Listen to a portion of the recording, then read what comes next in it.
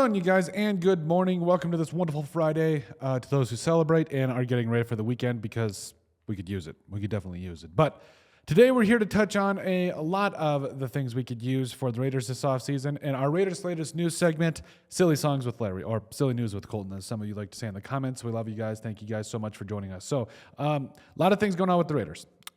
First off, we've got to mention this with the Patrick Graham bring back, if you will, by Pete Carroll and staff. Yes, Rob Leonard is coming back to the Raiders. I love it. I think he's a fantastic defensive line coach. If you look at what he's done with Maxx Crosby, with what he's done with Malcolm Kuntz, I think even to a degree Tyree Wilson, I think he's been a fantastic addition to the staff. And the fact that he's back, I'm very happy.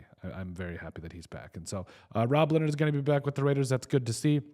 That's definitely a starting point, one less position to have to fill. And speaking of Maxx Crosby and positions left to fill, so it's been wildly speculated during this entire offseason that, we could trade Maxx Crosby. Now, I will admit, cards on the table, we had speculated as well, and we're at least asking the question. But he addressed it earlier this week, and said that basically it's all clickbait, S-H-I-T, were his exact words. So I don't think he's going anywhere, and I think they're going to freshen up his deal and make it right and everything, because he has definitely earned it. And so I think that they are going to keep Max in silver and black for a very long time, which is a good thing. And so, like we said, I think that he is going to be a leader. I think that, or continue to be a leader rather, and really help some in the development of Malcolm Kuntz and Tyree Wilson, and potentially defensive end drafted to be determined. Maybe. We'll see.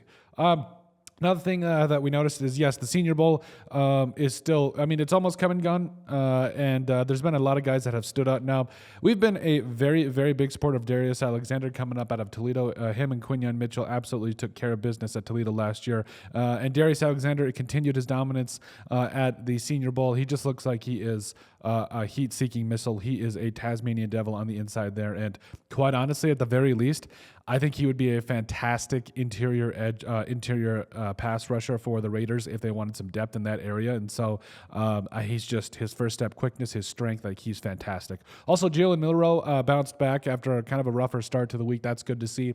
Jackson Dart as well. I'm going to be honest, and John Spytek actually kind of touched on this yesterday and earlier in the week. It's that they're not going to leave a stone unturned when it comes to the quarterback position, and I think that's the attitude you have to have because, you can find a quarterback anywhere, and the Seahawks, when Pete Carroll was there, were a good example of that. Matt Flynn threw 7 touchdowns in a game once.